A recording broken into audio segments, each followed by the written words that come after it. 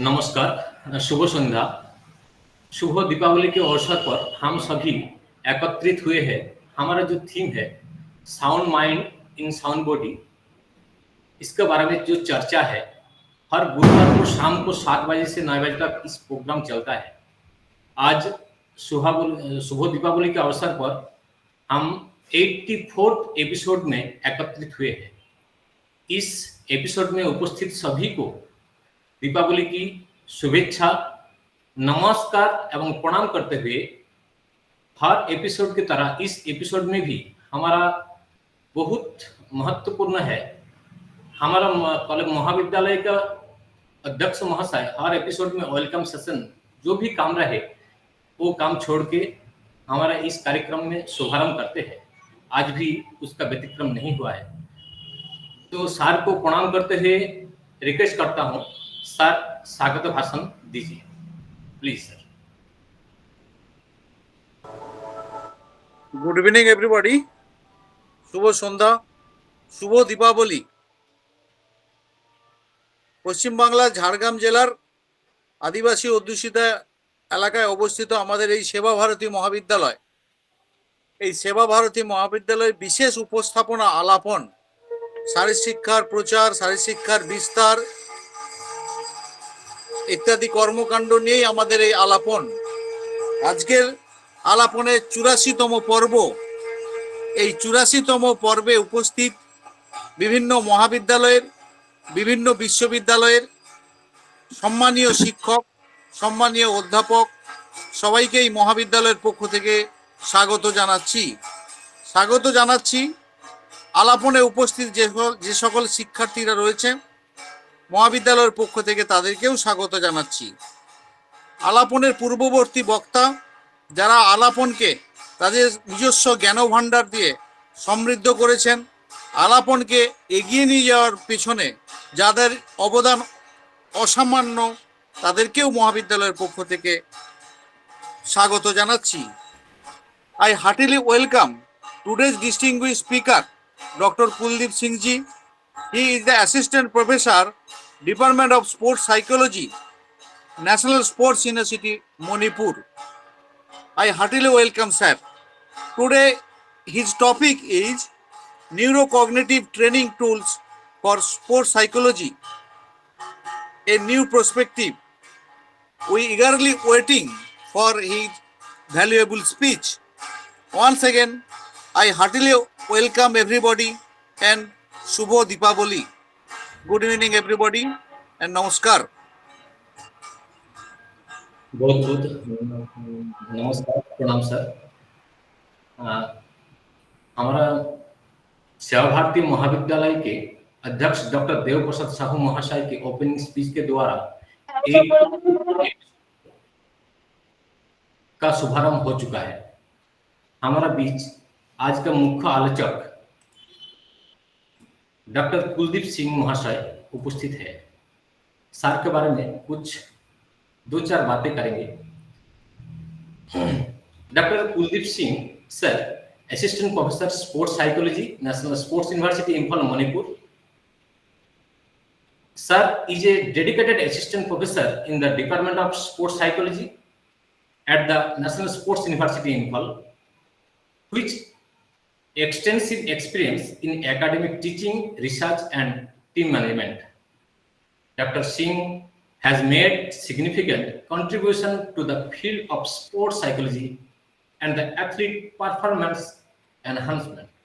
His work emphasizes psychological religious goal orientation and mental health in sports with research focused on university level boxer and other athletes. Dr. Singh has been teaching at National Sports University since 2019, specializing in courses including professional practice in sports psychology, motor learning, female athlete and special population and research methods. Previously, he served as an assistant professor at Starax University, Gurugram, and a counselor at Punjab University, Chandigarh, assisting psychiatric patients and managing a suicide prevention helpline. team management. In his role at National Sports University, Dr. Singh has successfully managed university sports teams, including women's canoeing and kiting 2023, men's and women archery 2022, and boxing team 2019 and 21, supporting athletes psychological. Dr. Singh has mentored students who are now sports psychologists with prominent organizations, including the National Rifle Association of India, Sports Authority of India, Army Sports Institute, and Mary Kom Regional Boxing Academy, ensuring the development of future leaders in sports psychology.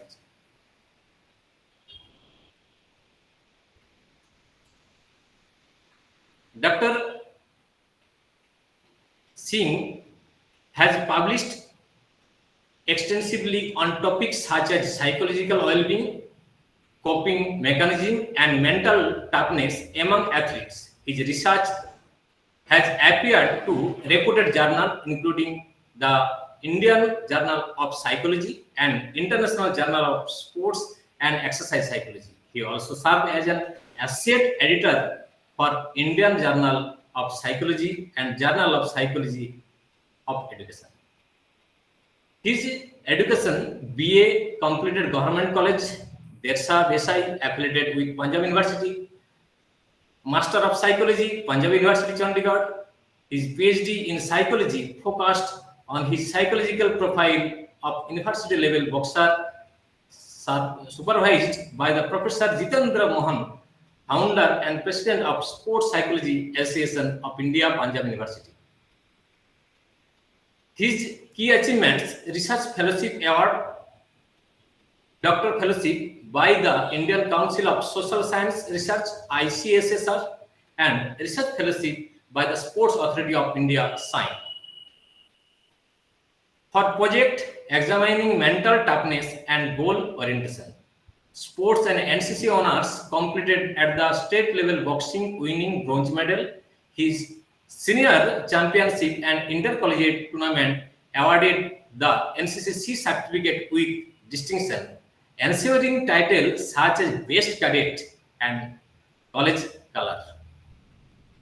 ऐसा बहुत सारा membership है जिसका sir professional body का membership में sir का नाम नामांकित है. ऐसा association of sports psychology, applied sports psychology, American psychological association, international sports psychology and sports psychology association. ऐसा महत व्यक्ति को आज हमारा बीच मिलना बहुत बड़ी बात है. सर अपना बहुत छोटा टाइम से टाइम नहीं था, 3-4 दिन पहले सर को रिक्वेस्ट किया, ऐसा ऐसा बात है सर, आप अगर हमारा इन्विटेशन स्वीकार करेंगे, तो तुरंत सर ने स्वीकार किया. क्योंकि सर का काल से ऑल इंडिया यूनिवर्सिटी का फुटबॉल और बैडमिंटन का वेन्यू है नेशनल स्पोर्ट्स यूनिवर्सिटी में, सर उसी काम में जुड़ा हुआ है. जैसे कार्यक्रम खत्म होगा, सर का यूनिवर्सिटी का एक 9 बजे मीटिंग भी है, लेकिन सर हमारा निमंत्रण स्वीकार किए हैं. हमारा बीच इस कार्यक्रम में उपस्थित रहकर हमारा कार्यक्रम को मूल्यांकन बहुत प्रभावित करने जा रहा है. इसलिए सर को हमारा महाविद्यालय की ओर से और कार्यक्रम सुस्थ देह सुस्थ मन, इस कार्यक्रम की ओर से सर को बहुत बहुत नमस्कार, प्रणाम, और सर को आग्रह करता हूं, सर आज का जो टॉपिक है उसके बारे में विस्तृत चर्चा कीजिए. हम सभी इंतजार में हैं. नमस्कार सर. धन्यवाद डॉक्टर गोखे. मैं सबसे पहले आप सबका धन्यवाद करना चाहता हूं और आप सबको शुभकामनाएं देना चाहता हूं दिवाली की. Professor Sahu, doctor Chaudhary and doctor Das, आप सबका धन्यवाद कि आपने मुझे बुलाया. मैं जैसे पहले भी बात कर रहा था कि मुझे बड़ी खुशी हो रही है कि आज इतने इम्पोर्टेंट दिन के ऊपर भी ये कार्यक्रम है, और जिसको हम कहते हैं एजुकेशन को आगे बढ़ाने के लिए, ज्ञान को आगे बढ़ाने के लिए आपकी जो ये कोशिश है, जो ये आपका प्रयत्न है, ये बहुत ही सराहनीय है। मैं आपका बहुत बहुत इसके लिए धन्यवाद करता हूं कि आपने अपने बच्चों के लिए और भी सब लोगों के लिए ये सीरीज चला रखी है, और मेरी शुभकामनाएं हैं उसके लिए। तो मैं ज़्यादा समय न लूँगा, बट एज सर ने भी बता दिया है कि थोड़ा सा हमारा प्रोग्राम है अभी, उसके लिए मुझे निकलना पड़ेगा। तो मैं कोशिश करूँगा, मेरी हिंदी इतनी अच्छी नहीं है, मैं पंजाब से हूँ, तो मेरी कोशिश ये ज़रूर रहेगी कि मैं हिंदी में बात कर सकूँ। बाकी मेरी पीपीटी इंग्लिश में रहेगी। मैं उसको बहुत समझाने की कोशिश करूंगा। ये टॉपिक देख के मुझे कई बार लगता है कि मैंने ना शायद थोड़ा डिफिकल्ट सा टॉपिक बना लिया है, बट ये एक मेरे पिछले 5 साल के एक्सपीरियंस से जो मुझे चीज़ सीखने को मिली है, मैं वो आपके साथ शेयर करना चाहता हूँ। तो मैं एक बार let me just share the PPT first.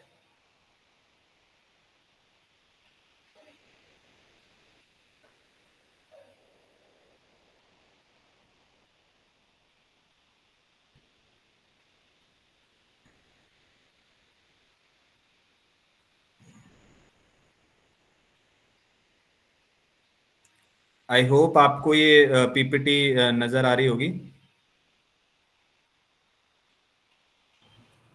Sir आ रहा है, अभी तक आया नहीं। आ गया सर। जी आ जी, गया। चलिए मैं शुरू करता हूँ। तो जो आज का हमारा मेन टॉपिक है वो यही है कि हम न्यूरोकोग्निटिव ट्रेनिंग का जो टूल्स आजकल अवेलेबल हैं उसका हम किस तरीके से इस्तेमाल करके खेलों में जो हमारे एथलीट्स हैं उनके साथ हम उनको और कैसे सपोर्ट कर सकते हैं। तो मैं थोड़ा सा ब्रीफली आपको बताना चाहता हूँ कि न्यूरोकोग्निटिव ट्रेनिंग होती क्या है। ये हम सब लोग जानते हैं कि जितना भी एथलीट का काम है वो फिजिकल के साथ साथ ब्रेन का भी उतना ही है। हमारा दिमाग भी उतना ही काम करता है जितना हमारा शरीर काम करता है एक खिलाड़ी के रूप में जब हम खेल रहे होते हैं। मैं भी अपने समय में बॉक्सिंग किया करता था, तो उस समय में मुझे महसूस होता था कि हमारा कंपटीशन का और जो ट्रेनिंग का हमारे जो मानसिकता है उसमें थोड़ा सा डिफरेंस होता है, और उसको हम ज़्यादा परेशान या स्ट्रेस में या चिंता में होते हैं जब हम मैच में होते हैं। तो ये समस्या बहुत बड़ी समस्या है, ये हमारे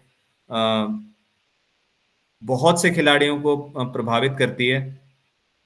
तो न्यूरोकोग्निटिव ट्रेनिंग में हम बेसिकली जो मेमोरी से रिलेटेड या फिर डिसीजन मेकिंग से रिलेटेड या फिर हमारा रिएक्शन टाइम से रिलेटेड जो भी इन फैक्टर्स को हम ट्रेनिंग करके फोकस करते हैं, जिसमें हम कंसंट्रेशन को भी बढ़ावा दे सकते हैं। इसका बेसिकली जो मोटे मोटे शब्दों में अगर मैं करूँ तो इसका फायदा यही है कि ये एथलीट को जो हाई है स्ट्रेस गेम होती है, जब बहुत सा प्रेशर बनता है, बहुत सी क्रूशल टाइम होता है, तो उस समय वो अपने परफॉर्मेंस को बरकरार रख सके, उसके लिए हम इस ट्रेनिंग को करते हैं। इसमें बेस हम जो कोर स्किल को इंक्लूड करते हैं वो है फोकस। फोकस बहुत ज़रूरी है एक एथलीट के लिए। कुछ गेम में बहुत ज़्यादा ज़रूरत पड़ती है, जैसे हम अटेंशन की बात करें या फोकस की बात करें, इसमें शूटिंग हो गया, आर्चरी हो गया, इन तरह की इसमें बहुत ज़्यादा ज़रूरत पड़ती है। अगर आपको आप शायद इस बात से भली भांति परिचित हैं कि इस समय हमारा जो सबसे अच्छा परफॉर्मेंस रहा है पिछले इस ओलंपिक में 2024 के, वो शूटिंग से रहा है। उनके साथ मेरे 2 स्टूडेंट्स काम कर रहे हैं। उन स्टूडेंट्स को पिछले 4 साल से वो उनके साथ काम कर रहे हैं। एक टीम है पूरी जिनको हेड कर रहे थे, वो अभी चले गए हैं बाहर, डॉक्टर पेरियार। उन्होंने पूरा शेड्यूल बनाया, पूरा प्लान बना के उन्होंने इसको काम कराया। उन्होंने बहुत कोग्निटिव ट्रेनिंग का इस्तेमाल किया है। और मैं यहाँ पे राष्ट्रीय खेल विश्वविद्यालय में हूँ मणिपुर में। हमें एक बहुत अच्छी चीज़ है कि हमारे जितने भी स्टूडेंट्स हैं उसमें से 90% वो स्टूडेंट हैं जो खिलाड़ी हैं। हमारे पास उनको ट्रेनिंग देने के लिए हमारे पास एथलीट्स की कमी नहीं है। तो इसीलिए जो फोकस और सिचुएशनल अवेयरनेस की बात है, वो बहुत कोर्सफुल होते हैं कोग्निटिव ट्रेनिंग स्किल्स के लिए। और सबसे बड़ी बात है डिसीजन मेकिंग स्पीड। ये आप भी जानते हैं कि बहुत सी गेम्स में, बहुत से ऐसे गेम हैं जिसमें स्प्लिट सेकंड लगता है डिसीजन लेने में, और वो स्प्लिट सेकंड में जो डिसीजन आप लोगे उसका इम्पैक्ट बहुत बड़ा पड़ता है। इसलिए डिसीजन मेकिंग स्पीड को बढ़ाना ये बहुत आवश्यक है। इसका हम इनको बढ़ाने के लिए कुछ आजकल साइंटिफिक इक्विपमेंट्स आ गए हैं, जिसका हम इस्तेमाल करते हैं राष्ट्रीय खेल विश्वविद्यालय में, और उसका हम इम्पैक्ट भी देख पा रहे हैं। उनमें से कुछ हैं जो मैं यहाँ पे मेंशन करके हैं मैंने। न्यूरो ट्रैकर है, मेटा क्वेस्ट का वीआर है, और मेटा क्वेस्ट प्रो है। अगर आप ऊपर देखेंगे तो ये जो ये न्यूरो ट्रैकर एक्स जो है, ये एक साइंटिफिक कोग्निटिव ट्रेनिंग का टूल है जिसका हम इस्तेमाल करते हैं। मैं इसी के बारे में थोड़ा बताना चाहूंगा, इसका इम्पैक्ट क्या पड़ता है। सबसे इम्पोर्टेंट जो साइंस की बात करें कि इस न्यूरो कोग्निटिव ट्रेनिंग के पीछे जो साइंस है वो क्या है, तो उसमें कुछ कोग्निटिव प्रोसेसेस जो होती हैं उन पे फोकस किया जाता है, जैसे परसेप्शन, मेमोरी और एग्जीक्यूटिव फंक्शन। इन तीन कोग्निटिव प्रोसेसेस पे बहुत फोकस किया जाता है, और बहुत से शोध होने के बाद ये माना गया है कि मेंटल एजिलिटी और परफॉर्मेंस के ऊपर बहुत असर पड़ता है अगर आप इन तीन चीज़ों पे काम करें। Neurocognitive training offer sports specific benefit. तो कुछ खास स्पोर्ट्स, जैसे मैंने इसमें एग्जांपल दे रखी है, जो हम सॉकर या फुटबॉल जिसको हम कहते हैं, उसमें आपको ट्रैकिंग इंप्रूव हो जाती है। बास्केटबॉल में आपका एनहांसिंग डिसीजन मेकिंग हो जाता है। और इन टूल्स की जो एक मैं ट्रेनिंग टूल की बात कर रहा हूँ, इनकी एक खासियत है कि ये ना कि सिर्फ गेम के मुताबिक इनको अडेप्ट किया जा सकता है, बल्कि एक खिलाड़ी के मुताबिक भी। हर एक खिलाड़ी अलग होता है, ये हम सब मानते हैं, बट हम ट्रेनिंग सिमिलर देते हैं सबको, एक ही तरह की ट्रेनिंग दे रहे हैं। उस ट्रेनिंग का इंडिविजुअल डिफरेंसेस बहुत बड़ा होता है, जिसको हमें ध्यान में रखना चाहिए। ये समस्या मैं कोचेस के सामने भी रख चुका हूँ, उन्होंने भी इस बात का स्वागत किया है कि हाँ, ये बात बहुत हद तक सही है कि जब आपके पास 50 एथलीट हों ट्रेन करने के लिए, आप इंडिविजुअली किसी के ऊपर, एक के ऊपर ध्यान नहीं दे सकते कि उसका अलग से ट्रेनिंग बनाए।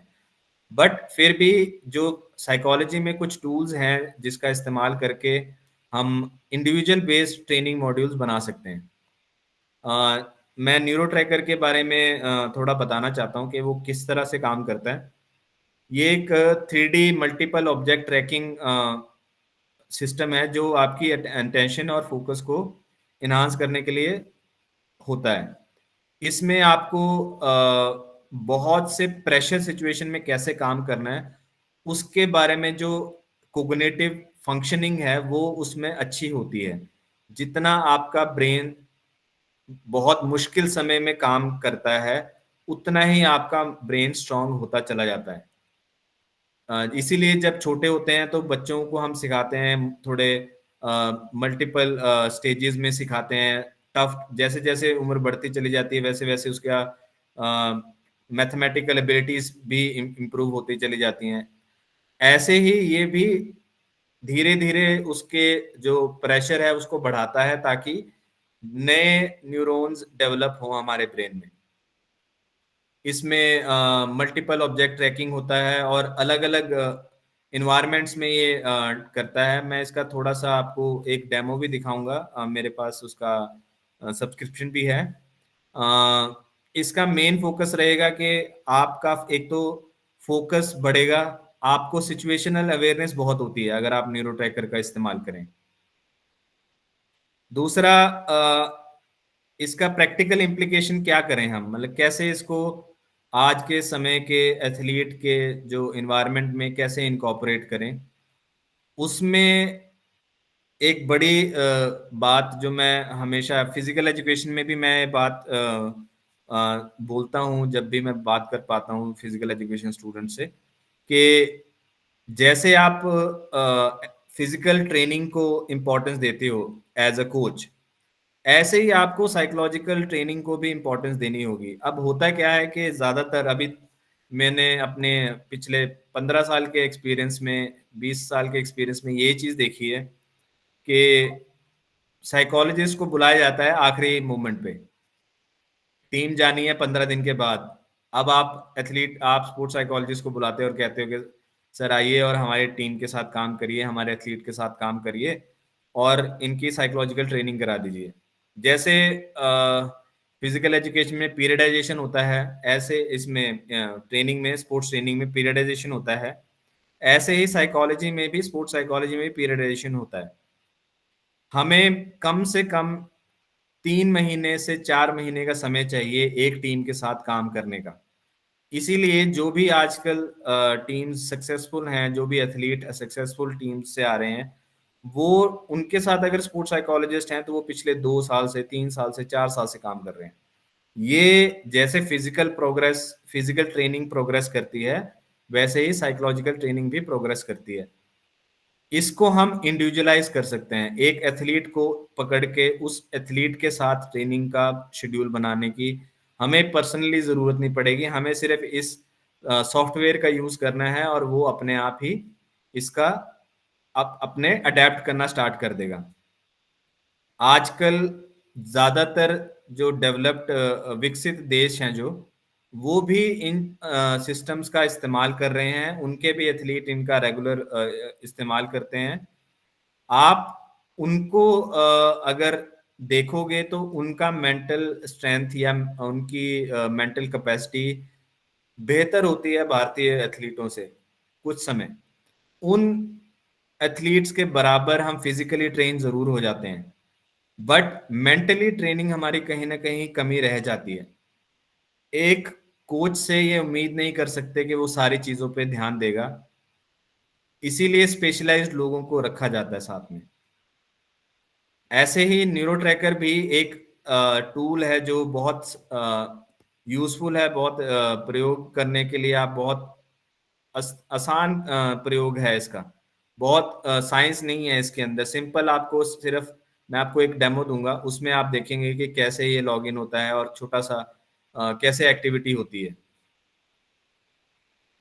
मैं इससे पहले कि ये वीआर वाला पहले आपको मैं बताऊं, मैं थोड़ा सा आपको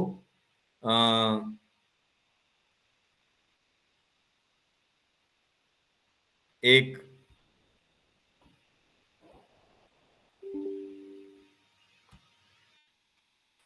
सॉफ्टवेयर का जो हमारे पास है उसका मैं आपको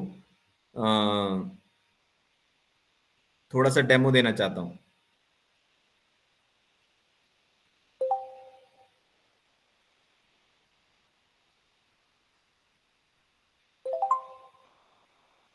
ये शायद आपको दिख रहा है पेज जो मैंने भी खोला है। जी सर। जी, तो ये एक उसका होम पेज कहते हैं हम इसको। जैसे आपको मैं एक डेमो रन करके दिखाता हूं।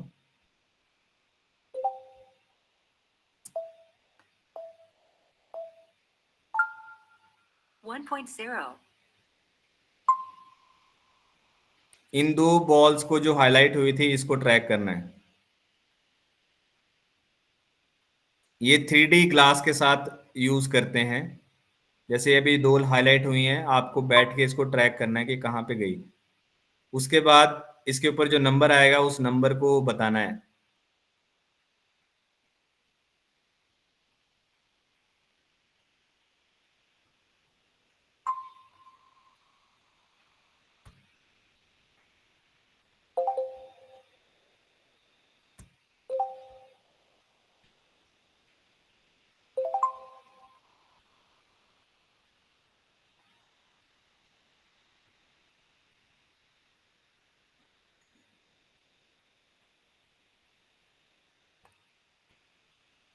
इसमें अगर आप देखें तो अभी फिलहाल हमारे 105 लोग इसको इस्तेमाल कर रहे हैं, एथलीट्स हमारे एनएसयू के।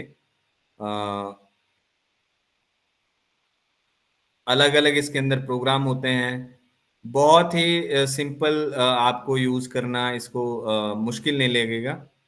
तो ये एक बहुत ही मैं इसको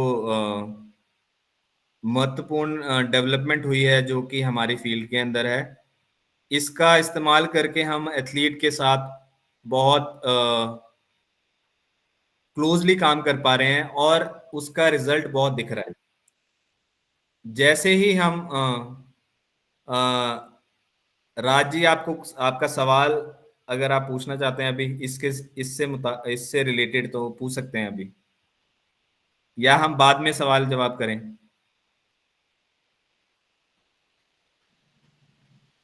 ठीक है, किसी का मन पूछना है तो पूछ सकते हैं, जी नहीं जी तो जी, बाद हम में इसका मैं यहाँ इसका पे सिर्फ लेक्चर देने नहीं आया हूँ, आप इस बात को जी जी समझिए। मेरा मकसद आपसे इंटरेक्ट करना है, आपके सवालों का जवाब देना मेरा ज्यादा मुझे खुशी मिलेगी उसमें। जी, सर आपका कोई सवाल है? सर ये ऐप का कुछ पर्टिकुलरली क्या ये पीसी के लिए मोबाइल पे भी ये चलता है ये ऐप? ये हर जगह, ये मोबाइल के लिए भी है। इसकी खासियत इसी बात को मैं मानता हूँ कि ये एक तो मोबाइल में भी है, आप मोबाइल से भी यूज कर सकते हो, आप इसको लैपटॉप में भी यूज करते हो। अब हम क्या करते हैं, हम अपने एथलीट्स को 1 या 2 ट्रेनिंग के लिए बुलाते हैं ताकि वो थोड़े फेमिलियराइज हो जाएं। उसके बाद हम उनको कहते हैं कि आप अपने आप खुद कर सकते हैं इसको, बहुत आसान है इसको करना। इसके अंदर जो अलग अलग प्रोग्राम है, जैसे डुअल टास्किंग एक प्रोग्राम होता है, उसके अंदर आपको क्या करना होता है, अपनी जो गेम है उस गेम के मुताबिक आपको कोई भी ऐसा काम, जैसे बास्केटबॉल है तो उसको आप टैप करना स्टार्ट कर दो और तब आप इसको देखो जो ये बॉल्स हैं, फिर आपको नंबर बताना है कि कौन सी बॉल कहाँ पे है, उसका नंबर बताना है। तो ये डुअल टास्किंग, इससे क्या होगा, आपके ब्रेन के ऊपर पड़ता है प्रेशर। उस प्रेशर से क्या है कि आपके जो कोग्निटिव एबिलिटीज हैं वो और इम्प्रूव होती हैं। Okay sir, thank you. जी, और किसी का कोई सवाल है प्लीज मेरे से पूछिए, मुझे बड़ी खुशी होगी आपके सवालों का जवाब देने में।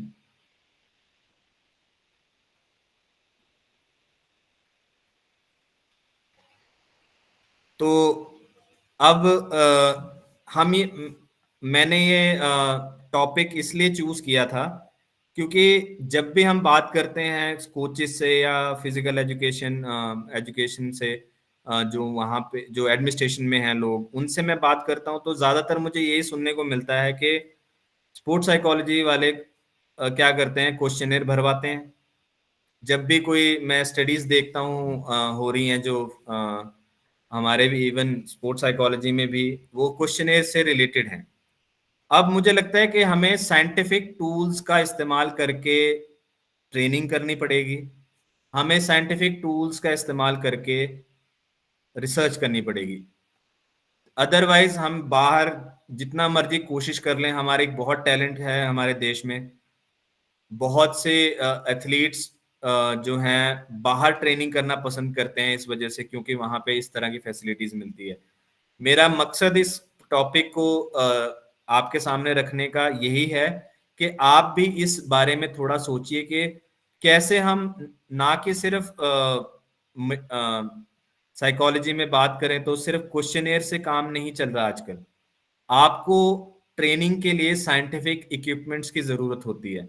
वो साइंटिफिक इक्विपमेंट का ये मैं एक बात मानता हूँ कि ये थोड़े महंगे आ रहे हैं क्योंकि ये अभी बाहर बन रहे हैं। आप में से ही कोई होगा जो शायद फ्यूचर में बनाना स्टार्ट कर देगा इसको इंडिया में। आप में से कोई होगा जो इंडिया के लिए इसको अडेप्ट करेगा। उसके लिए हमें ये जानना जरूरी है कि बाहर क्या हो रहा है। मैं राष्ट्रीय खेल विश्वविद्यालय में इस चीज का बड़ा मैं अपने आप को भाग्यशाली मानता हूँ कि हमें भारत सरकार का पूरा सपोर्ट है। उन्होंने हमसे जो उम्मीद रखी है कि हम उनको इंडिया में सबसे अच्छा साइंटिफिकली प्रूवन सिस्टम बना के देंगे स्पोर्ट्स साइकोलॉजी का, उस दिशा में हम अग्रसर हैं। बहुत ही सपोर्ट मिलता है हमें, बहुत गवर्नमेंट की हमारी जो सिस्टम है बहुत स्मूथ चलता है, हमें बहुत ज़्यादा पेपर वर्क या बहुत ज़्यादा समय नहीं लगता फंडिंग का। बट ये सबके साथ नहीं पॉसिबल है, सबके पास ये फैसिलिटीज अभी नहीं है। इसीलिए मेरा मकसद ही ये है कि आप देखो, आप में से कुछ लोग अपने किसी इंजीनियर दोस्त को जानते हैं, सॉफ्टवेयर इंजीनियर होगा कोई, आज के समय में कंप्यूटर साइंस का जमाना है, तो उस चीज को हमें और इस्तेमाल करना है अपने फील्ड में भी। आप हम स्पोर्ट्स साइकोलॉजी में सब जगह एथलीट के साथ नहीं जा सकते। आप स्कूल में जब होते हो, सबसे पहले आप उनके स्पोर्ट्स साइकोलॉजिस्ट होते हो, आप उनके ट्रेनर होते हो, आप उनके कोच होते हो। आपको सबसे पहले ये जानना जरूरी है कि दुनिया में जो डेवलप्ड कंट्रीज हैं उसमें हो क्या रहा है, वहां पे जो चीजें इस्तेमाल हो रही हैं क्या हम भारत में भी कर सकते हैं। अगर हम भारत में कर सकते हैं तो उसका फायदा क्या होगा और वो कितना कॉस्ट इफेक्टिव है, ये बहुत जरूरी है। फंडिंग का बहुत बड़ा इशू रहता है, बट उसके लिए हमें और अल्टरनेटिव यूज करने पड़ेंगे। मैं अभी आपको एक उदाहरण देता हूँ। हम दिल्ली गए थे एक एग्जीबिशन में, तो वहां पे मैंने देखा, हमने यहाँ पे एक इक्विपमेंट मंगाया था कनाडा से।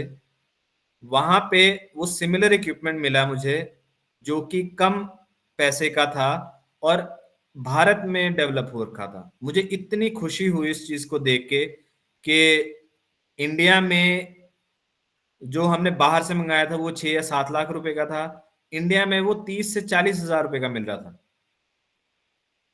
दैट मीन्स कि हम अगर, और वो मैंने पूछा उनसे, मेरे मन में बड़े ये जिज्ञासा उठी कि आपको ये कंसेप्ट कहाँ से आया कि आपको ये बनाना है, कि हमने भी, उन्होंने बताया कि सर हमने देखा था कि ये सिस्टम यूज हो रहा है, तो हम दोस्तों ने मिलके ही, कुछ उसमें इंजीनियर थे, कुछ उसमें स्पोर्ट्स साइंटिस्ट थे, कुछ उसमें फिजिकल एजुकेशन के थे, उन सब ने मिलके ये प्रोग्राम बनाया है।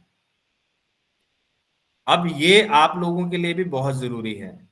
तो आई होप इस मैंने आपका जो सवाल था उसका जवाब दे दिया है। मैं थोड़ा सा इसको और एक्सप्लेन करने के बाद आखिर में मैं 10 मिनट नहीं, मैं आधा घंटा आपके साथ सिर्फ बात करना चाहता हूँ। ये पीपीटी आपको मैं शेयर कर दूंगा, आप इसको पढ़ना दोबारा। जो चीजें आपको समझ नहीं आती, अगर आपका सवाल है, मैं बाद में भी जवाब देने के लिए तैयार हूँ। तो मैं थोड़ा आगे बढ़ते हैं इसको।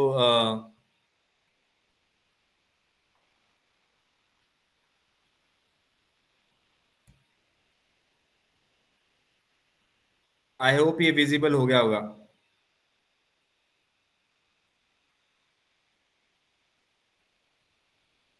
Yes sir. जी, तो सर विजुअल है। उसके साथ साथ हमने मैंने जैसे ऊपर आपको दिखाया था, ये जो नीचे वाला मैंने आपको ये 3 फोटोज लगा रखी हैं, इसमें ये वीआर वर्चुअल रियलिटी का सिस्टम है जो कि हम इस्तेमाल कर रहे हैं यहाँ पे राष्ट्रीय खेल विश्वविद्यालय में। तो अब ये एक बहुत नया और इम्पोर्टेंट है। मेरे एक पीएचडी स्टूडेंट्स है जो इसमें काम कर रही है। हम इसको खेलों में किस तरह से यूज करें, उसके लिए हम और रिसर्च कर रहे हैं। ये बहुत ही एक नया टॉपिक है, बहुत ही नए रिसर्च एरिया है, जिसमें अगर आप लोग भी इंटरेस्टेड हैं तो कर सकते हैं, इसको भी कर सकते हैं। तो अभी जो सबसे बेस्ट इसके अंदर टूल्स हैं वर्चुअल रियलिटी के अंदर, वो 2 हैं जो हम यहाँ पे इस्तेमाल कर रहे हैं। मेटा क्वेस्ट एक कंपनी है, जो मेटा एक कंपनी है जिसकी ये दोनों इक्विपमेंट्स हैं। इसका इस्तेमाल करके हम एक इमर्सिव ट्रेनिंग इन्वायरमेंट बनाते हैं। अब इमर्सिव ट्रेनिंग इन्वायरमेंट होता क्या है, जितनी मर्जी हम ट्रेनिंग लैब में करा लें, जब तक एथलीट ग्राउंड में नहीं उतरेगा उस ट्रेनिंग का इम्पैक्ट हमें नहीं पता चलेगा। क्या वो ट्रेनिंग का कोई फायदा भी हुआ है, साइकोलॉजिकल ट्रेनिंग में बात कर रहा हूँ, क्या उसका फायदा भी हुआ है, और वो शायद हम इतना अच्छे से बता भी नहीं पाएंगे। इसके लिए हमने यहाँ पे वीआर का इस्तेमाल करना शुरू किया है। ये क्या करता है कि आपको, जैसे आप फिजिकल वर्ल्ड में आप बाहर देखते हैं 3D में सब कुछ दिखता है, ऐसे ही आपको ये गॉगल लगा के, ये चश्मा लगा के आपको वो जो भी इन्वायरमेंट हम देना चाहेंगे, ट्रेनिंग इन्वायरमेंट, वो आपको दिख जाएगा। सपोज मैं आपको, आप एक फुटबॉलर हो, मैं आपको फुटबॉल का एक ग्राउंड दे दूंगा और आप उसमें वीआर के थ्रू आप वहां पे ट्रेनिंग कर सकते हो। मैं बॉक्सिंग का आपको, अगर आप बॉक्सर हो तो मैं बॉक्सिंग का एनवायरनमेंट बना के दे सकता हूँ। इसकी एप्स होती हैं, जैसे मोबाइल में हमारे ऐप हैं, वैसे ही गेमिंग ऐप की तरह से ये इस्तेमाल होता है। ये बाहर बहुत ज्यादा इस्तेमाल हो रहा है आज के समय में। इसका इंडिया में हमने यूज करना अभी रिसेंटली स्टार्ट किया है, जिससे हमें बड़े इम्प्रूवमेंट होती है। मैं यहाँ पे बड़ा रिसर्च कर रहा हूँ पिछले 5 साल में, मुझे बहुत इसका इम्पैक्ट लगता है। सबसे पहली बात तो स्पोर्ट्स साइकोलॉजी का जो परसेप्शन था, जो हमारी धारणा थी कि अरे आप तो सिर्फ बात करते हो, आप तो सिर्फ क्वेश्चनेयर भरवाते हो, ये दूर हो रही है एथलीट्स के अंदर और कोचेस के अंदर। हम जब साइंटिफिक तरीके से उनसे बात करते हैं तो उनको लगता है कि हाँ ये कोई सही बात कर रहे हैं। दूसरा जो सबसे बड़ा जो जिसका शिकवा रहता है कोचेस को, कि आप जो ट्रेनिंग देते हो उसका हमें रिजल्ट नहीं इतना दिखता है, या हमारे पास जो आप क्वेश्चन लेते हो उतना उसका आप हमें शेयर नहीं करते हो। इसमें हमें कुछ नहीं करना है, इसमें सिर्फ एथलीट को बोलना है कि ये मशीन लो, आप इसका इस्तेमाल करो और आप खुद ही रिजल्ट देख सकते हो। बहुत आसान से तरीके से समझ आता है। इसका स्किल एनहांसमेंट में बहुत इस्तेमाल होता है। इसमें थोड़ा सा फर्क है, जो ये मेटा क्वेस्ट जो 2 है, ये थोड़ा सा कम वजन का है और थोड़ा आसान है इसको इस्तेमाल करना, थोड़ा मेटा क्वेस्ट प्रो से, क्योंकि आज भी अभी भी ये फुली डेवलप नहीं हुआ है। 3D इन्वायरमेंट आज भी आप देखते होगे आज वीडियोस में भी, और आपने भी देखा होगा यूट्यूब वगैरह पे कि 3D का इस्तेमाल करके लोग बहुत सी चीजें कर रहे हैं आज के समय में। इसको अभी भी कम से कम 5 से 10 साल लगेंगे और ज्यादा डेवलप होने में। ये मैं आपके साथ इसलिए शेयर कर रहा हूँ कि आप में से कोई होगा जो शायद इस फील्ड में इंटरेस्टेड हो और आने वाले समय में इस फील्ड का एक्सपर्ट बन जाए, जो अब कहे कि हाँ मुझे वर्चुअल रियलिटी ट्रेनिंग करानी आती है एथलीट्स को। ये इसमें बहुत से एप्स हैं जिसका इस्तेमाल कर सकते हो, जैसे मेडिटेशन। हमें बोल के अब मेडिटेशन कराने की जरूरत नहीं, इसके अंदर ऐप है, आप इसको पहनोगे, उस ऐप में आप मेडिटेशन कर सकते हो। अगर आपको फिटनेस करना है, फिटनेस की एक्सरसाइजेज आप इसके अंदर आ गई हैं, अब आपको ट्रेनर की भी जरूरत नहीं है। आप इसको और डेवलप करके अपनी फील्ड के जो जिस भी एरिया में आप इंटरेस्टेड हो, इसको बना सकते हो। इसका बायोमैकेनिकल एनालिसिस बहुत इंपॉर्टेंट है जब हम इस्तेमाल करते हैं। इसमें जो वीआर एनहांसमेंट जो है वो आप कर सकते हो मसल और जॉइंट मूवमेंट के साथ। आप अपनी बॉडी को 3D में कन्वर्ट करके आप अपने बॉडी के मूवमेंट्स को आसानी से देख सकते हो। आपको किसी और लैपटॉप की जरूरत नहीं है, आपको आप अपने सामने दिखोगे। आपकी गेट और मूवमेंट एनालिसिस में बहुत इस्तेमाल करते हैं हम इसको। मोटर लर्निंग और स्किल एक्विजिशन में बड़ा इस्तेमाल करते हैं हम इसको आजकल। जैसे किसी एथलीट को, एक मैं बॉक्सिंग का एग्जांपल आपको देता हूँ, किसी बॉक्सर को एक जो हुक पंच होता है वो सिखाना है। आप उसको फिजिकली एज ए कोच आप उसको डेमोन्स्ट्रेट करते हो, जो कि आपको मतलब आपके पास एक तरीका है डेमोन्स्ट्रेट करके सिखाने का। उसके अलावा भी उसको और समय चाहिए। आप एक एथलीट के ऊपर सारा दिन नहीं लगा सकते, उसको और समय चाहिए उस चीज को बारीकी से समझने का। वो आप इस इक्विपमेंट का इस्तेमाल करके कर सकते हो आसानी से। और सबसे इंपॉर्टेंट क्या चीज है, जैसे वो मैंने न्यूरो ट्रैकर की बात करी और इन वीआर की भी मैं बात करता हूँ, ये आपको कल रिजल्ट नहीं देंगे, आपको परसों रिजल्ट नहीं देंगे, अभी के अभी आपको रिजल्ट पता चल जाएगा कि क्या रिजल्ट आया है। इसका फुटबॉल में, बास्केटबॉल में बहुत से उसमें इस्तेमाल कर सकते हो। मैं यहाँ पे एक हमारे इंटरनेशनल कैनोइंग कयाकिंग की लड़की थी, उसके साथ मैंने एक बार ट्रेनिंग देखा इसका एक्सपेरिमेंट करके। इसके अंदर वीआर के अंदर अब एक आप कैनोइंग का इन्वायरमेंट भी बना सकते हो। आप उसमें पैडल के ऊपर इसके जो सेंसर है उसको लगा के पैडल भी कर सकते हो। तो उसका मेरे को बड़ा इम्पैक्ट लगा कि हमें रियल इन्वायरमेंट में जाने की भी जरूरत नहीं पड़ेगी, हम इनको इमर्सिव इन्वायरमेंट में अच्छे तरीके से काम करा सकते हैं। और इसका बड़ा इस्तेमाल हो रहा है आजकल बाहर। अगर आप किसी भी विकसित देश की बात करें, मेंटल ट्रेनिंग और विजुअलाइजेशन में बहुत काम हो रहा है।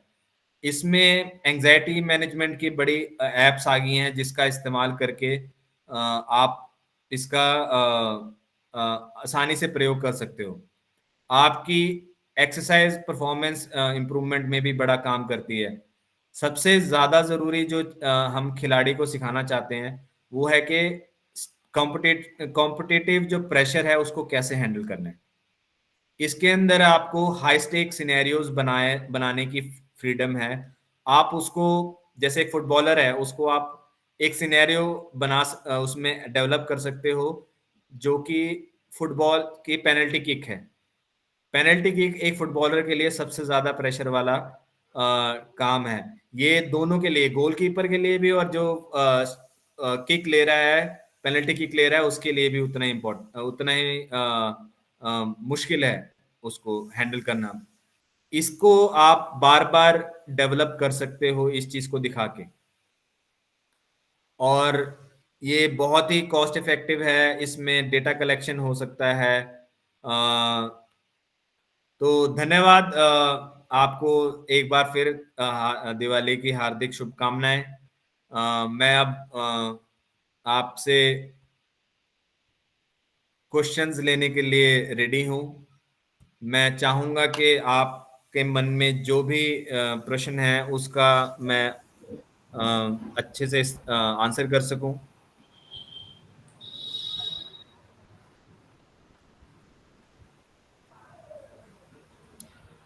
बहुत बहुत धन्यवाद सर आपको। आज सर का जो टॉपिक है neuro cognitive training tools for sports psychology a new perspective, जो हमारा इस कार्यक्रम का मूल उद्देश्य है कुछ सिलेबस छोड़ के नया कुछ जानने का।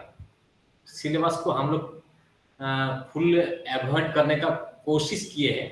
आप जानते होंगे, आपका जो अभी तक लेक्चर सीरीज का पीडीएफ भेजे हैं, शायद 95% के ऊपर सिलेबस छोड़ के नया चीज। तो इसी दौरान आज का टॉपिक फुल सिलेबस के बाहर है, जो बीपीएड सिलेबस का मैं कह रहा हूँ। हमारा महाविद्यालय में जनरल एडमिशन के साथ साथ bachelor of physical education training course होता है। तो इसलिए बहुत धन्यवाद आपको जो इस टॉपिक को आपने चुना है। इसी दौरान किसी का मन में कुछ शंका है, कुछ जानने का जिज्ञासु इच्छा है, तो सीधा सीधा सर से बात कर सकते हैं। अनम्यूट करके आप अपना बात रखिए।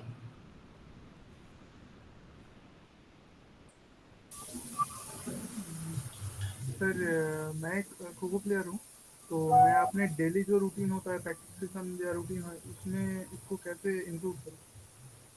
बहुत ही इम्पोर्टेंट क्वेश्चन है जो ये पूछा गया है। ये सब कोचेस की, सब प्लेयर्स की एक मन में थोड़ी शंका होती है कि सर मैं तो सुबह ट्रेनिंग कर रहा हूँ, शाम को ट्रेनिंग कर रहा हूँ, मुझे तो दिन में क्लास में भी जाना है, मेरे पास समय कब है? मैं आपको ये बताना चाहता हूँ कि जब पीरियडाइजेशन आप करते हो, जब मेसो प्लान बनाते हो, आप उस मेसो प्लान के अंदर हर दिन की ट्रेनिंग जब आप लिखते हो तो उसमें आप वेट ट्रेनिंग भी डालोगे, आप स्पीड की, स्ट्रेंथ की, हर ट्रेनिंग आप उसमें डाल रहे हो। उसी के अंदर आपको एक दिन के लिए, जैसे बॉक्सिंग का मैं एग्जांपल देता हूँ, बॉक्सिंग में हम वेडनेसडे इवनिंग में रिक्रिएशन डालते हैं। उस वेडनेसडे इवनिंग के रिक्रिएशन के समय में से कुछ समय निकाल के, अब मैं आपने इसी के साथ मैं एक और चीज ऐड करना चाहता हूँ कि समय कितना चाहिए।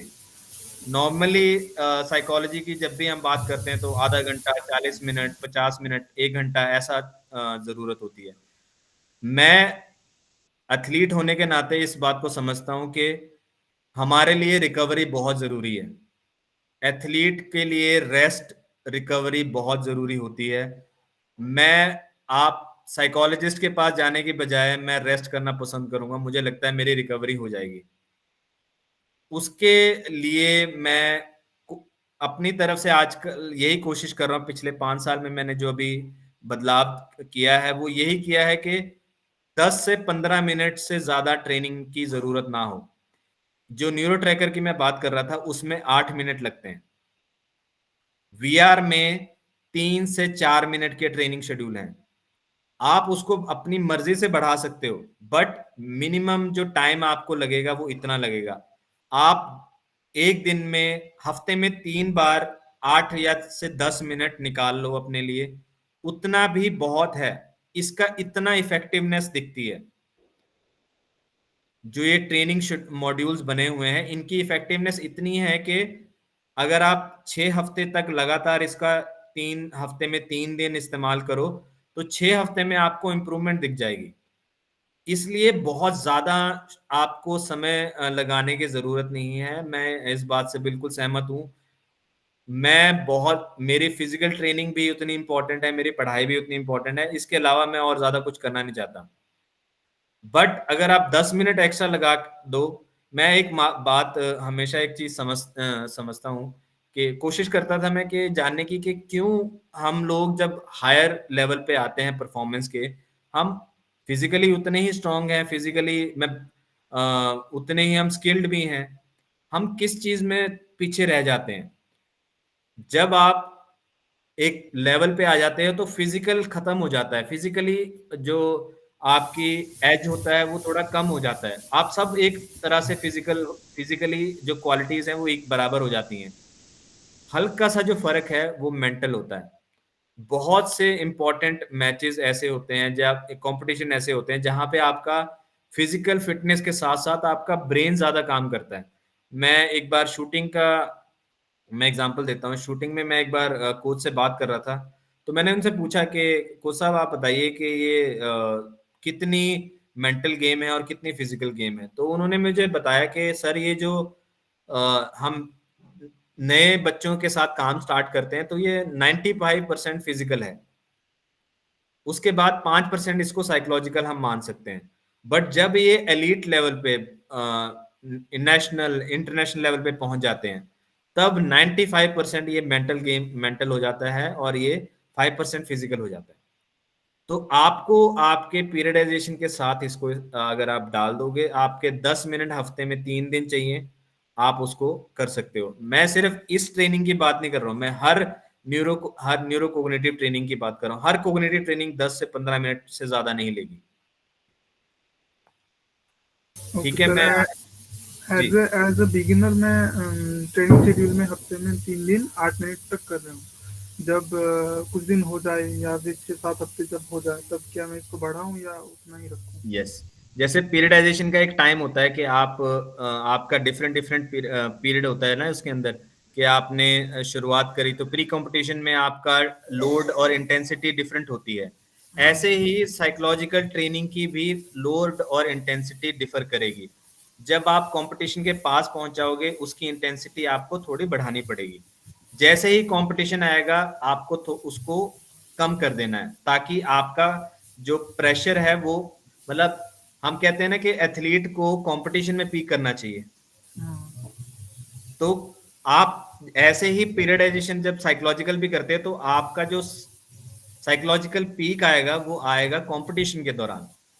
आप एक कंपटीशन की बात नहीं कर रहा हूं मैं, आपके एक साल में कम से कम 2 या 3 कंपटीशन आप खेलते हो। आप कम, अगर आप स्टेट खेलते हो, डिस्ट्रिक्ट खेलते हो, तो आप फिर उसके बाद स्टेट भी खेलोगे और नेशनल भी खेलोगे। अब जैसे आप कॉलेज में हो तो आप इंटर कॉलेज भी खेलोगे।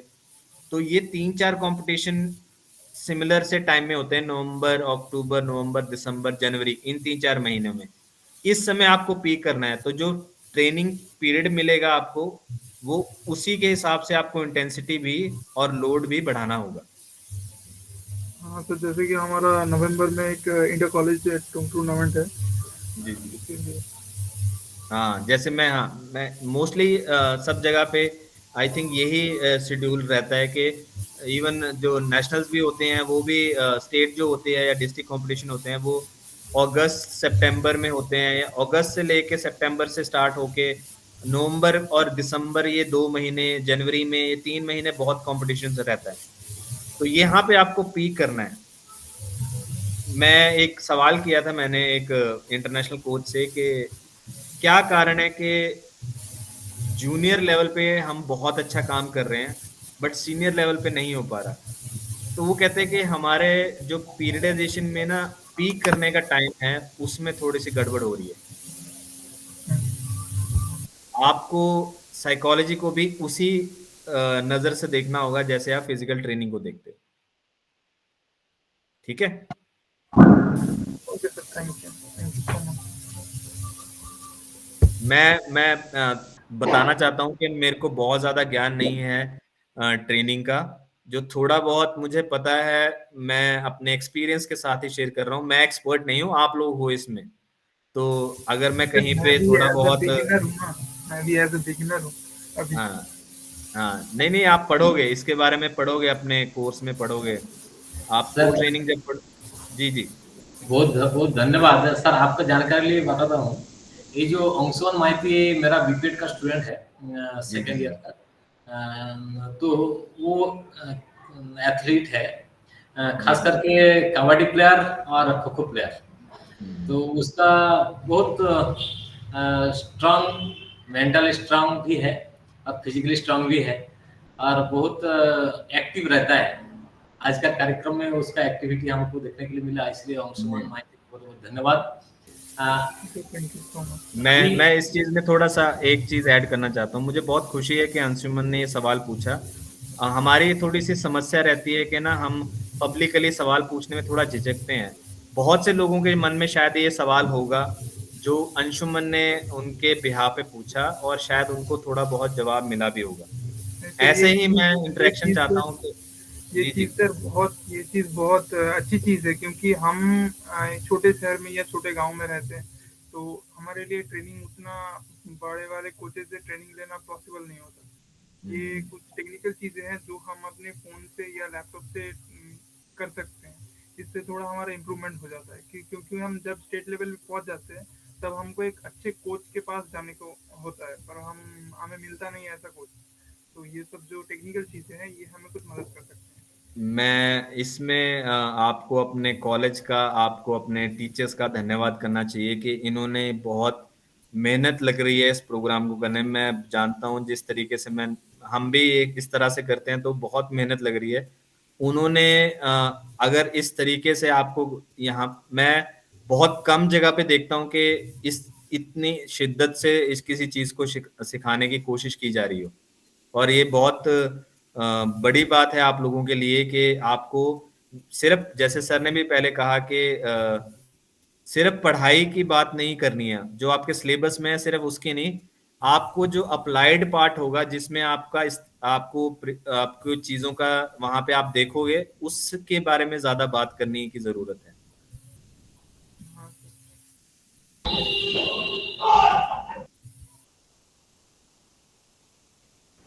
सर। बहुत बहुत धन्यवाद सर आपको। अंशुमन का जो जिज्ञासु मनोभाव है, उसको आपने समाप्त किया, ऐसा मुझे लगता है। अभी हमारे साथी अध्यापक समरेश जना सर कुछ क्वेश्चन कर रहे थे। सर आप अनम्यूट करके आप सर के पास अपना प्रश्न रखिए सर। Good evening sir. नमस्कार। सर, ये जो सॉफ्टवेयर और एप्लीकेशन है ये फ्री और परचेस करना पड़ेगा? हाँ ये थोड़ा सा मेरा मकसद यहाँ पे सिर्फ आपको इंट्रोड्यूस कराना है। ये थोड़ा सा महंगा है, मतलब अगर आप इंडिविजुअल लेने जाओ, इसका मेरे को एग्जैक्ट प्राइस नहीं पता कितना है, बट ये थोड़ा मैं सा जो ले मतलब नॉर्मल स्कूल कॉलेजेस में अफोर्ड करना थोड़ा सा मुश्किल रहेगा इसको। मेरा मकसद जो है आप उसको ये समझिए कि ऐसी चीजें इस्तेमाल हो रही हैं और उसको, जैसे मैं आपको बेसिक प्रिंसिपल जो इसका है वो है कोग्निटिव ट्रेनिंग। हम इस तरह की कोग्निटिव ट्रेनिंग का इस्तेमाल करके कैसे अपने एथलीट के साथ काम कर सकते हैं, उसको सिखाना मेरा मेन मकसद है इसका। एप्लीकेशन आप किसी भी मेरे आपके भी कोई ना कोई दोस्त होंगे, आपके कोई आसपास होंगे, आप उनको दिखाओ कि ये देखो ये ऐसी चीज है, क्या तुम मेरे लिए बना सकते हो थोड़े कम पैसों में? उससे आपको आप उसको खरीद लो, आप उसका इस्तेमाल करो। हाँ, अगर आप इसको इस्तेमाल करना चाहते हो, प्रयोग करना चाहते हो, तो ये मैक्सिमम साइज सेंटर्स में आ गया है आज के समय में भारत में। जी सर, और हमें हमें मुझे देखा या जी उन्हें हम बेंगलुरु 5 में देखा, सेम हाँ चीज़ है मैं बेंगलुरु हाँ का। उसका हम क्वेश्चन किया वो कैसे हम इस्तेमाल करेंगे, तो बोले है सर हमारा तो हायर अथॉरिटी पता है, हमारा नहीं पता है, इसलिए इसका लिए। नहीं नहीं, जैसे अभी मैं अब क्या है हमारा एनएसयू ने खरीद लिया, तो एनएसयू ने बच्चों के लिए खरीदा है, तो एनएसयू के जो राष्ट्रीय खेल विश्वविद्यालय के बच्चे हैं वो इसका फ्री में इस्तेमाल कर सकते हैं। ऐसे ही कोई एक ऑर्गेनाइजेशन के साथ आप टाई अप कर सकते हो, अगर आपको लगता है कि हमें इसका इस्तेमाल करना है। जैसे आपके कोई भी फिजिकली आप पास हो, आई थिंक सॉल्ट लेक में बहुत अच्छा रीजनल सेंटर है कोलकाता में, हाँ जहाँ पे आप उनके साथ करके तो आप उनके साथ भी कर सकते हो। मेन मकसद यहाँ पे इस चीज को जो मैं आपके साथ शेयर कर रहा हूँ वो यही है कि आप स्पोर्ट्स साइकोलॉजी को सिर्फ क्वेश्चनेयर काउंसलिंग और प्रॉब्लम एथलीट के दायरे से बाहर निकल के अब देखने की जरूरत है। हमें एथलीट को सिर्फ ब्रीदिंग टेक्निक, रिलैक्सेशन टेक्निक सिखाने की सिर्फ जरूरत नहीं है, उसके अलावा भी हम बहुत काम कर सकते हैं। Thank you sir, thank you so much.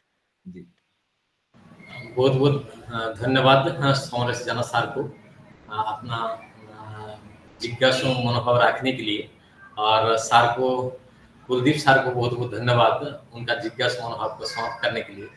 शायद उनका जिज्ञासु मनोभाव समाप्त हुआ है ऐसा मुझे लगता है।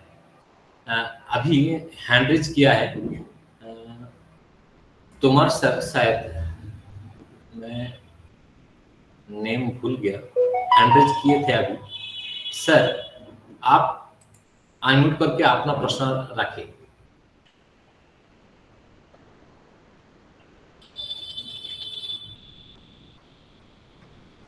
सर आई थिंक उन्होंने लेफ्ट हो गया अभी ग्रुप से। अच्छा, ओके सर, आपसे आग्रह और रिक्वेस्ट, जैसे आपका यूनिवर्सिटी के साथ अपना महाविद्यालय का मोर अंडरस्टैंडिंग अगर करेंगे तो हो सके हमारा महाविद्यालय का स्टूडेंट भी इसका इस्तेमाल फ्री में कर सके। जी ऐसा जी जी मैं है। हाँ इसी चीज को मैं आपको मेरा कहने का बेसिकली आइडिया यही है कि आपको नॉट ओनली एनएसयू बट और भी, जैसे मैंने बताया कि बहुत से साई इसमें सेंटर्स में आ गया है, आप वहां पे भी अप्रोच करिए, क्योंकि एजुकेशन जो है आपका, आपको कहीं ना कहीं स्कूल से बाहर भी निकलना पड़ेगा। सब लोग स्कूल में जाके टीचर नहीं लगेंगे, उनमें से कुछ लोग कहेंगे जो मुझे के एथलीट ही रहना है काफी देर तक और मुझे कोच बनना है। तो अगर आप बाहर के कोचिंग सिस्टम को देखिए तो उसमें स्पोर्ट्स साइंस की इतनी इंफॉर्मेशन दी जाती है जिसमें कोच खुद बहुत अच्छा स्पोर्ट्स साइकोलॉजिस्ट होता है। भारतीय शूटिंग टीम के साथ जो अभी हाई परफॉर्मेंस डायरेक्टर थे डॉक्टर पेरियार, वो शूटिंग के कोच थे, उससे पहले वो आइस हॉकी के कोच थे, फिर उन्होंने पीएचडी करी स्पोर्ट्स साइकोलॉजी में, फिर उन्होंने अब वो हाई परफॉर्मेंस डायरेक्टर थे यहाँ पे। तो आपको ऐसे ही नॉट ओनली एनएसयू बट आसपास जहां पे भी आपको मौका मिल रहा है आप उसके साथ जरूर एमओयू करिए। और मैं एनएसयू का खासकर इसलिए जिक्र करना चाहता हूं क्योंकि यहाँ पे बहुत अच्छा साइंटिफिक काम हो रहा है। आप अपने महाविद्यालय के जो प्रिंसिपल हैं उनसे आप जरूर ये प्रोसेस को स्टार्ट करा सकते हैं। और मैं तो एक असिस्टेंट प्रोफेसर ही हूँ, मैं इसका खैर हाँ ना का तो नहीं बोल सकता, बट मुझे उम्मीद है कि ये चीज हो सकती है। और ये सिर्फ हमारे आपके लिए नहीं, बाकी आने वाले जो आपके स्टूडेंट्स हैं, वो आने वाले जो जिन भी एथलीट्स के साथ डील करेंगे उनके लिए बहुत फायदेमंद होगा। क्योंकि मुझे, अगर आपको मैं as a physical education teacher, मुझे इन चीजों का ज्ञान है तो मैं और ज्यादा अच्छा कोच भी बन सकता हूँ। मैं और अच्छा, क्योंकि जब हम बात करते हैं भारत में बहुत टैलेंट है, टैलेंट आइडेंटिफाई करने वाले फिजिकल एजुकेशन वाले होते हैं। सबसे पहले एथलीट को आइडेंटिफाई वही करते हैं।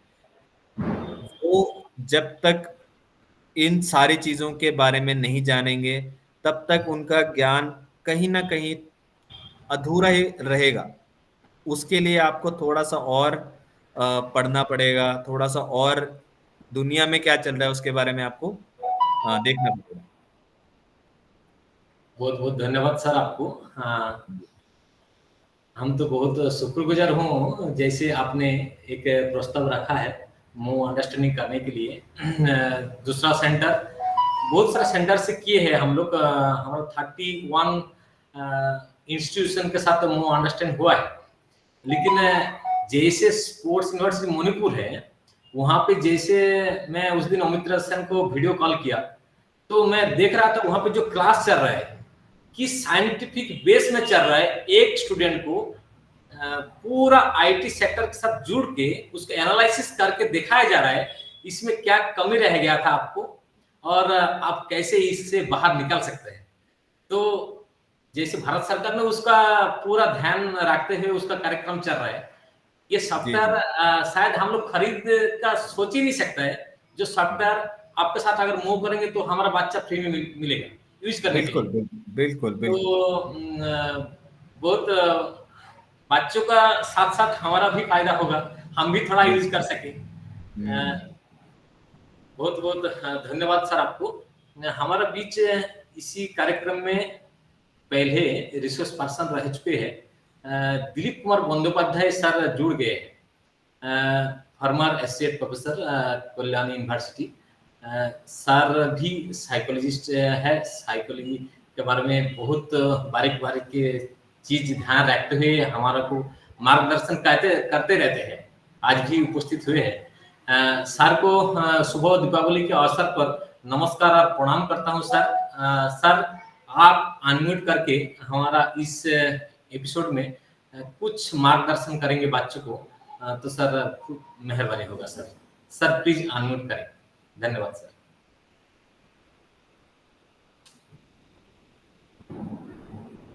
স্যার অনেকদিন দেখতে পাইনি আপনাকে, যদি স্যার একটু আনমিউট করে স্যার আমাদের বাচ্চাদেরকে একটু কিছু বলেন বা এই এপিসোডে কিছু সন্দেশ দেন।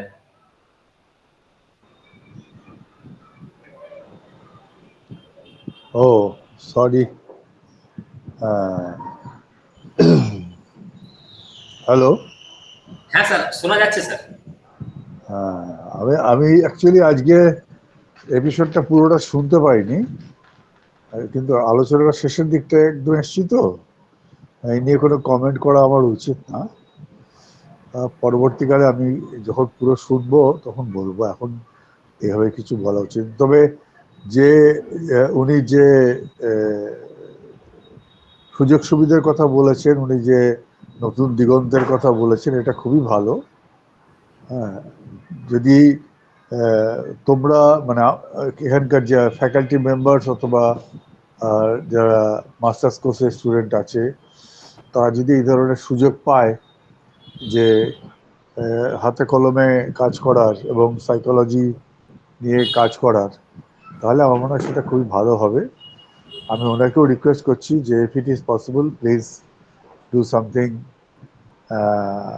for this faculty members and students, so that they become very much accustomed with this subject and directly prepares themselves for proper application in the field of sports. Thank you. অনেক অনেক ধন্যবাদ sir. Thank you Shubho sir. দীপাবলির প্রণাম নেবেন। ভালো থাকুন sir. অংশমান আরো কিছু প্রশ্ন করবে? হ্যাঁ স্যার, যেমন এটা जैसे कि इसका पेड वर्जन होता है, तो इसका की कोई ट्रायल पीरियड होता है, लाइक 1 हफ्ता, 1 हफ्ता या 1 महीने के लिए कुछ ट्रायल पीरियड होता है पेड नहीं, पेड हाँ से पहले? हाँ, ये इस तरीके से वो वाला सिस्टम नहीं है इसका। जैसे मैं VR होता है वो 40 से 50 हज़ार रुपये का आ जाता है मेटा का। आप इसको इस्तेमाल करने के लिए आपको इंडिविजुअली पर्सनलाइज, मुझे इतना नहीं इसका ज्ञान कि पर्सनलाइज एप्लीकेशन का क्या सिस्टम है, क्योंकि मैं फाइनेंस का इतना नहीं जानता इसका कि इसका क्या पैसे का कितना है कितना नहीं। मेन मकसद जो है वो ये बताना था कि इस तरह का भी इस प्रोग्राम चलता है, और आप उसकी वेबसाइट पे भी जाके एक बार चेक कर सकते हैं कि वहाँ पे शायद इंडिविजुअलाइज्ड कोई प्रोग्राम भी अवेलेबल हो, एक ही सिर्फ लोग के लिए, क्योंकि एक इंडिविजुअल एथलीट भी ले सकता है। ऐसा मुझे लगता है कि वहाँ पे होगा, क्योंकि हमारा जो है वो इंस्टीट्यूशन का है, तो इसलिए शायद मुझे इतना इसके बारे में नहीं पता कि इसका फाइनेंशियल इम्प्लीकेशन क्या है, बट मुझे इतना पता है कि ये थोड़ा महंगा है। ठीक है सर। आप एक बार इसकी वेबसाइट पे जरूर जाके देखना कि कैसा है। हाँ सर, जरूर चेक करूँगा। बहुत बहुत धन्यवाद। और किसी का कुछ प्रश्न है तो रख सकते हैं, नहीं तो हम लोग समाप्त करने के लिए थोड़ा आगे बढ़ेंगे। बोर्ड ऑफ थैंक्स की ओर। सर मेरा मन में एक क्वेश्चन, अच्छा ठीक है, एक नीलकांत प्लीज अनम्यूट करें और प्रश्न रखें। जी नमस्कार सर।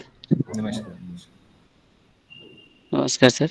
सर मेरा क्वेश्चन ये है कि जैसे कि ये फंक्शन यूज़ करना बहुत ही ज़्यादा फाइनेंशियली टास्क है कि हर व्यक्ति इसे यूज़ नहीं कर पाएगा, तो क्या इसका कोई और तोड़ हो सकता है कि जैसे हम रिक्रेशनल गेम्स यूज़ करते हैं या फिर और कोई मोड यूज़ कर सकते हैं जो फ्री ऑफ कॉस्ट हो, क्योंकि हर एक एथलीट ये चीज़ें यूज़ नहीं कर पाएगा या फिर हर एक कोच अपने स्टूडेंट के लिए वहाँ पे दे नहीं पा फैकल्टीज में यूज़ नहीं कर पाएगा। तो क्या इसका और कोई ज़रिया हो सकता है जहाँ पे हम ऐसी चीज़ें डेवलप करें जो फ्री ऑफ कॉस्ट हो, या फिर ऐसे रिक्रेशनल गेम्स जहाँ पे कॉग्निटिव डेवलपमेंट दिखाया जा सकता है? बिल्कुल। तो मैं एक एग्जांपल देता हूँ कि अगर आपको सपोज ये, जैसे आपने इसका जो बेसिक आइडिया है, जो सॉफ्टवेयर्स हैं ये कोग्निटिव लोड के ऊपर काम करते हैं। मतलब आप फोकस, अटेंशन, इसको बढ़ाने के लिए आप और अल्टरनेटिव तरीके क्या यूज कर सकते हो। तो इसके अंदर एक डुअल टास्किंग होता है।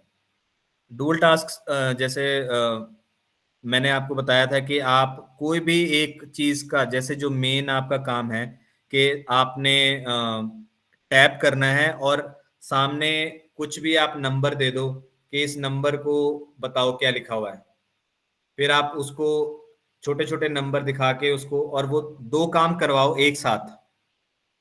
कोई भी वो आप इस फील्ड में ज्यादा जानते हो कि मेरे एक एथलीट को मैंने कैसे दो काम एक साथ करवाने हैं।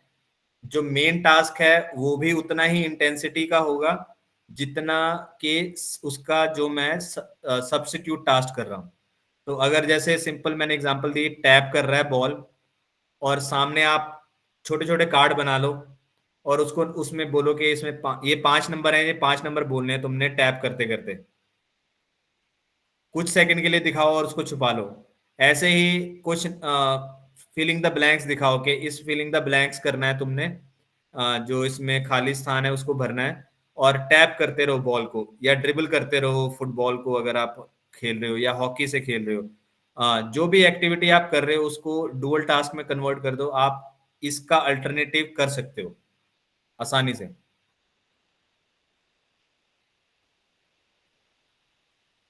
जी धन्यवाद सर, चलें इस पर सर।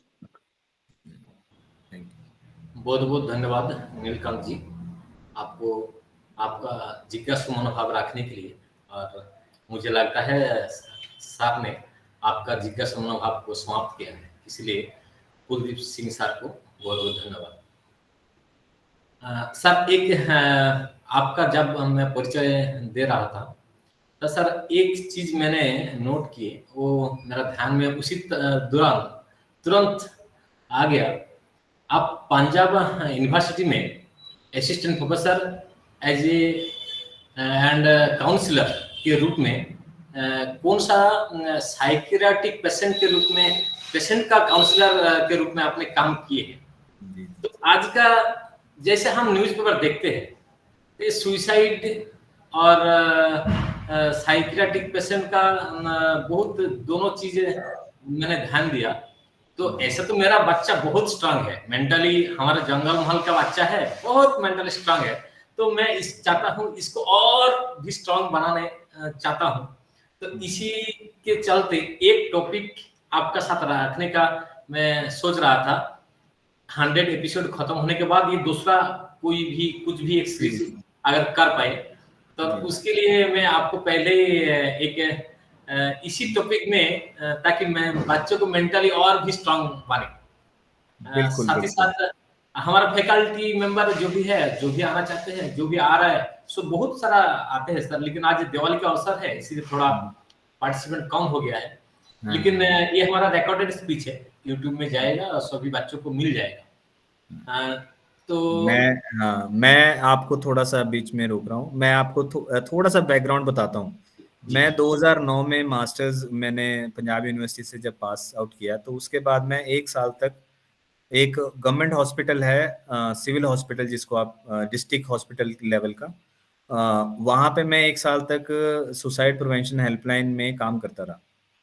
तो जो ये आपके मन में सवाल है, ये बहुत से लोगों के मन में सवाल होता है कि हालांकि हमने पूरी अपनी तरफ से सपोर्ट रखी है, सब कुछ रखा है, कल को एक किस बात के ऊपर वो अपने आप को हर्ट कर ले, अपने आप को कुछ नुकसान पहुंचा ले, उससे हम कैसे और मतलब उसको तैयार रखें। क्योंकि आप भी इस चीज को जानते हो, जो जब तक स्कूल है या कॉलेज है बहुत आसान रहती है जिंदगी, जैसे ही आप प्रोफेशनल फील्ड में आते हो, कॉम्पिटिटिव फील्ड में आते हो, आपके लिए बहुत मुश्किलें होती हैं। और खासकर एथलीट्स के लिए भी बहुत ज्यादा दिक्कत है ये।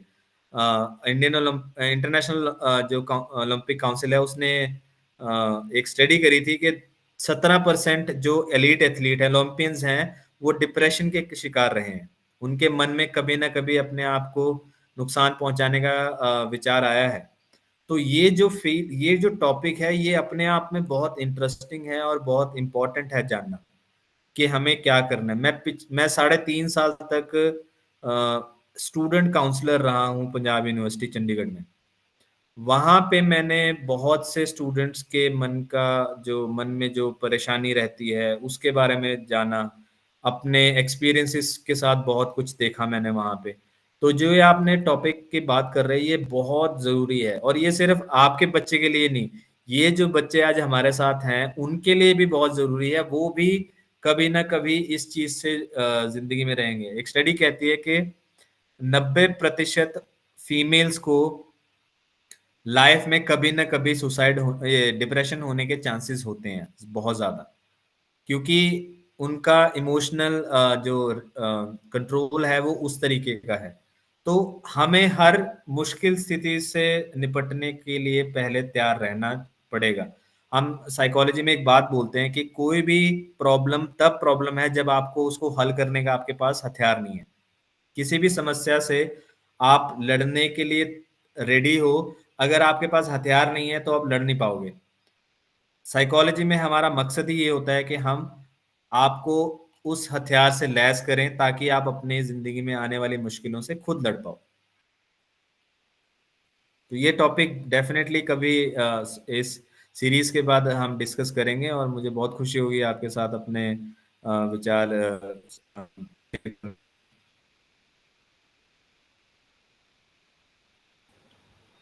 बहुत बहुत धन्यवाद सर आपको।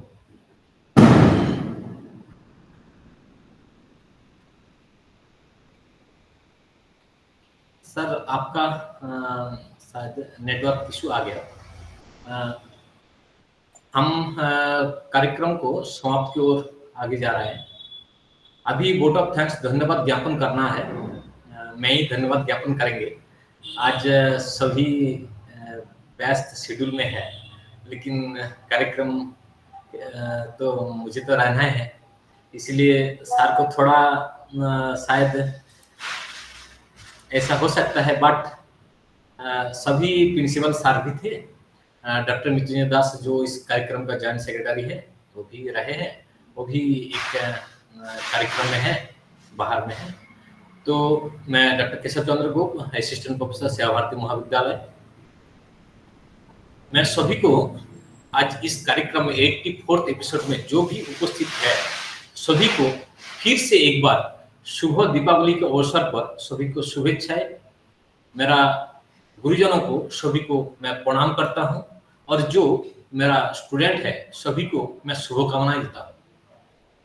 आप सभी का परिवार, सभी ने परिवार को खुश रखे, उज्जवल रखे, स्वस्थ रहे, और इस कार्यक्रम का जो मूल मकसद है सुस्त शरीर के साथ सुस्त मन को रखना है, और आज का जो कार्यक्रम था उसका साथ लगभग जोड़कर साइकोलॉजी की ओर, कॉग्निटिव न्यूरोमस्कुलर कॉग्निटिव ट्रेनिंग की ओर, इसलिए सर जो बैच शेड्यूल है, सर को इसी कार्यक्रम खत्म होने के बाद तुरंत जाना है। कल ऑल इंडिया का बैडमिंटन और फुटबॉल का स्टार्ट हो रहा है सर का venue Manipur sports university, national sports university में। सर उस कार्यक्रम का मेंबर है और एक्टिव मेंबर है। सर को मीटिंग में जाना है, फिर भी सर ने अपना कीमती समय देकर इस प्रोग्राम का जो शोभा है इसको शोभावर्धन किए, इसीलिए हमारा सेवा भारती महाविद्यालय की ओर से और इस कार्यक्रम सुस्थ देह सुस्थ मन एनी आलापन की ओर से सर को नमस्कार करता हूँ और धन्यवाद अदा करता हूँ। जो भी उपस्थित है सभी अध्यापक मंडली, स्टूडेंट, कोचेस, जो प्रिंसिपल सर जिसका ओपनिंग स्पीच के दौरान इस कार्यक्रम शुरुआत हुआ था, डॉक्टर मृत्युंजय दास सर, डॉक्टर समरेश जना सर, जो भी प्रश्न पूछे हैं, नीलकांत जी, अंशुमान जी, सभी को मैं धन्यवाद व्यक्त करता हूं। आपने अपना जिज्ञासा मनोभाव इस कार्यक्रम का शोभावर्धन किए।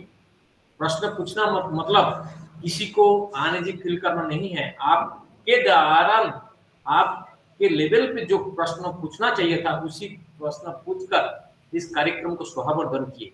इसीलिए मैं चाहता हूं ऐसा सभी स्टूडेंट आगे आकर अपना प्रश्न रखें ताकि इस कार्यक्रम का तभी सफल रूप हो पाएगा। सभी को फिर से धन्यवाद व्यक्त करते हुए, अगर इस 84 एपिसोड में मेरा बातों में इस कार्यक्रम में कुछ गलती हुआ है तो मैं सिर झुका के फिर से माफी चाहता हूं। किसी का नाम नहीं ले पाया, इसलिए फिर से उनका भी माफी चाहता हूं, और दिलीप कुमार बंदोपाध्याय सर को मैं प्रणाम करता हूं। सर का भगवान मंगलमय ईश्वर से प्रार्थना करता हूं सर सुस्त रहे, दीर्घायु भव। सभी को एक बार फिर से धन्यवाद व्यक्त करते हुए इस कार्यक्रम को समाप्त करता हूं। सर को फिर से एक बार कार्यक्रम समाप्त करने के बाद एक फीडबैक चाहता हूं। सर आपको इस कार्यक्रम को आने के बाद कैसा लगा, थोड़ा अगर 1 मिनट में कहें तो मेरे लिए अच्छा होगा ताकि वो रिकॉर्ड में रहे। धन्यवाद जी। मुझे मैं जैसे पहले भी बोल चुका हूँ, बड़ी खुशी है कि आपका जो प्रयास है वो बहुत सराहनीय है। आपके इस कार्यक्रम में आके मुझे बहुत खुशी हुई, और मैं आज इतना शुभ अवसर है और फिर भी हम ज्ञान की बात कर रहे हैं। हम सब लोग बिजी हैं, सबका कोई ना कोई शेड्यूल है। पूजा, कुछ लोगों ने पूजा करके इमीडिएटली ज्वाइन किया है। सो आई एम रियली हैप्पी। मुझे बड़ा अच्छा लगा आपसे बात करके, और सबसे ज़रूरी जो मैं क्लास में भी अपने बच्चों से कहता हूँ कि मुझे डिस्कशन करना ज़्यादा पसंद है, लेक्चर देना कम। और बहुत अच्छे सवाल पूछे गए जो कि शायद बहुत से लोगों के मन में उठे होंगे, और मैं आपका सबका धन्यवाद करना चाहता हूँ। आप सबको मेरी तरफ से शुभकामनाएं। आप 100 नहीं 200 300 और इसको और बढ़ाएं, और आपके पूरे टीम का बड़ा धन्यवाद। और मैं इवन स्टूडेंट्स का बहुत थैंकफुल हूँ कि आपने मुझे समय दिया यहाँ पे, और मैं इवन के कम समय में हमें तैयारी करनी पड़ी, बट अच्छा एक्सपीरियंस है मेरा। Thank you. बहुत बहुत धन्यवाद सर। फिर से नमस्कार करते हुए आज का कार्यक्रम यहीं पे समाप्त करता हूँ। धन्यवाद, शुभ रात्रि। अगले 85वें एपिसोड में सभी के साथ फिर से मुलाकात होगा। आज से साथ हमारा हालापन जो फैमिली है उसका मेंबर बन चुका है, इसलिए सर को अभी व्हाट्सएप में जो ग्रुप है रिसोर्स पर्सन का, उस फैमिली ग्रुप में अभी ज्वाइन करने जा रहा हूँ। धन्यवाद। Thank you. Thank you.